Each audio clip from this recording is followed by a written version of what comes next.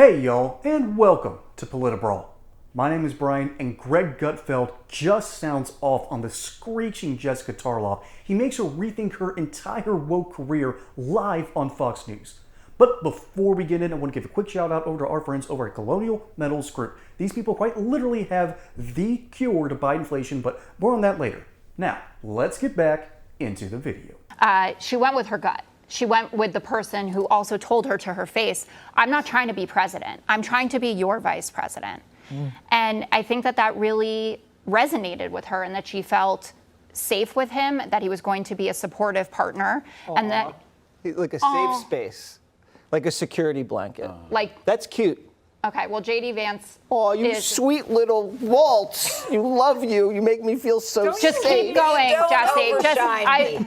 I You think, don't outshine me. Yeah. no, but I think that this effort to make him out to be some sort of radical demon is not going to be effective. Because if you listen to him for 2 minutes, you know that this person isn't a radical. This is someone whose students and football players that he coached were the staffers for his first campaign. It's someone who the financial reports came out today, he doesn't own a single stock, mutual fund, I mean, that's or bond. crazy. Oh, so okay. he's never invested in America. In America. That's Are right. you Let kidding me me? He tell invested in you. America to insane. save I want to go to public Greg. servants. He's never invested in America. Greg, Yeah, I love that I guess he told Kamala, look, I'm not going after your job like the last vice president. Chris Matthews, what he said is like Yeah. John Wayne Gacy. Was that what he said? no, John Wayne. John Wayne. No, I thought it was John Wayne Gacy. John Wayne. I think he meant to say John Wayne Gacy. I get a weird vibe off Walz. I feel like he's the husband of a missing spouse in a Dateline special. Yeah. You know what I mean? Like he's the Is he a suspect? the beloved high school coach who held mandatory showers before practice. He just has a weird vibe. The key here is brainwash, right? Yep. They're like all of a sudden. The left loves things that they mocked months ago. The rural vote. Since when do Democrats love the rural vote? Aren't those a bunch of hicks and pickup trucks with Yeah, the red rednecks. hats? Now all of a sudden they care. They care about white males, the military, the Second Amendment. And all of a sudden the things that they usually reject, criminal justice, social justice, sanctuary cities, free health benefits, left-wing protests, all that stuff takes a back seat to folksy, rural, Midwestern white guy. And we're all supposed to go, oh yeah, he's great. Just like Joe Biden was going to be the voice of moderation when you guys put that jackass in front of us. Look, the middle of the road here is the road to ruin. And we know that. We don't have to listen to him for 2 minutes. All we have to do is look at his history. Exactly. All you have to look at is 2020, what he did in Minneapolis, how he viewed the riots, how he said it was exciting, how he said it was a moment of optimism, how his wife said she liked the smell of burning tires. Yeah. What the hell does that mean? So sorry, you know what? Just because he's an old bald white guy, that doesn't offer any comfort to me. John Wayne Gacy, pick him as a babysitter because he doesn't look like a hippie. Yeah. That's the logic you're using. Oh, I love Greg Gutfeld so much. I love his style of humor. But before we get into Tim Walz, we got to talk about good lines of attack. Greg Gutfeld had a couple of swings and misses, but his last bit right there is a bit of a home run. Calling him weird is an effective strategy because it worked on the liberal side with J.D. Vance. They tried to make him look like a weird guy. The media blasted it from the airwaves. But, Tim Walz does sound like that weird dude. He sounds like that low testosterone uncle that is looking very weirdly at your kid's sister. That's what he looks like. That's the vibes he gives off. He is very feminine coded. And that's a big reason why he's picked. But before I get into that, I've got to talk, again, lines of attack. Jesse Waters, the reason that he's on at 8 o'clock on Fox News is because he knows how to speak boomer. All right?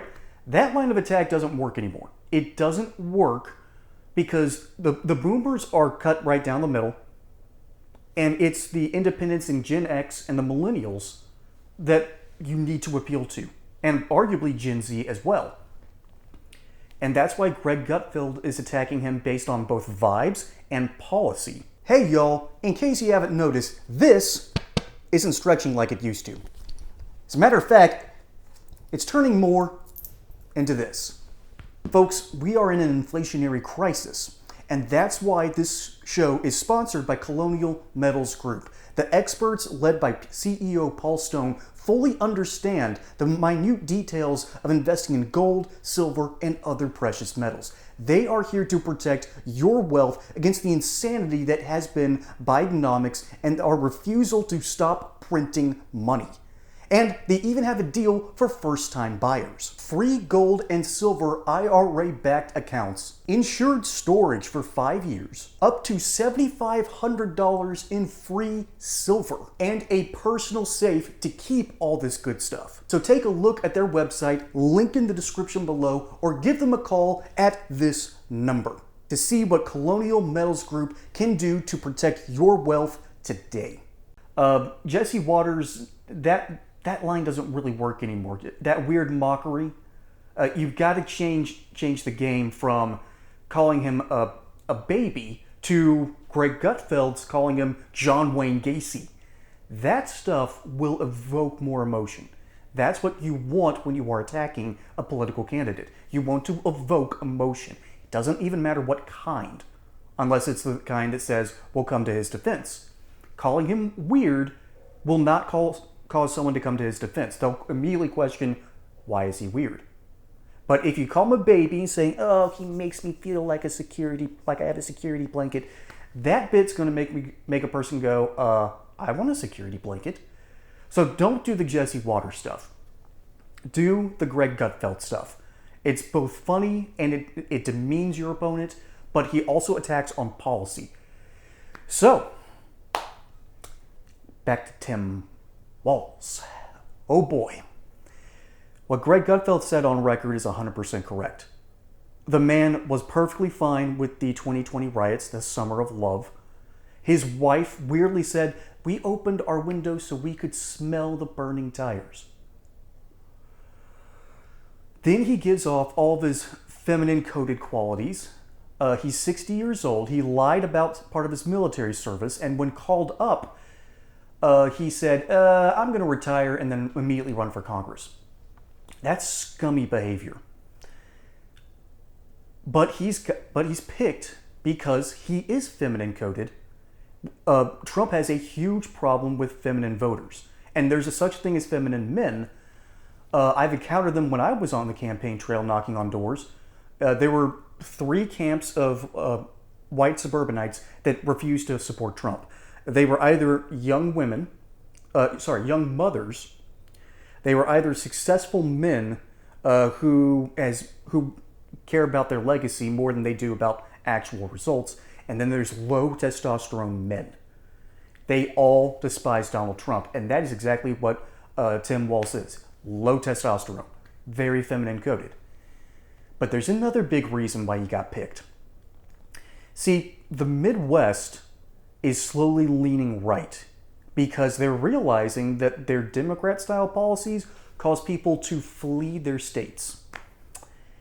And they're not currently working out, particularly in their cities. And they're starting to question things. And thus, Kamala Harris, in order to save her campaign, needed someone from the Midwest. And she had basically 2 choices. She needed either Josh Shapiro, who probably would have given her Pennsylvania. So either Kamala Harris thinks that she has Pennsylvania in the bag, or she's terrified that she's going to be losing even more than she already has, and needs a Midwestern dude to give off Midwestern vibes to get those low testosterone men back. This is like a half-court shot at the buzzer. You're praying it goes in. But the real reason she didn't pick Shapiro is because there's a lot of pro-terrorist supporters out there in the Democrat Party. Yeah, I think I'm just going to leave it at that. Folks, my name is Brian. Hope you enjoyed this segment here on Politibrawl. Don't forget to like and subscribe. Catch you on the next one. And until then, y'all have a good one.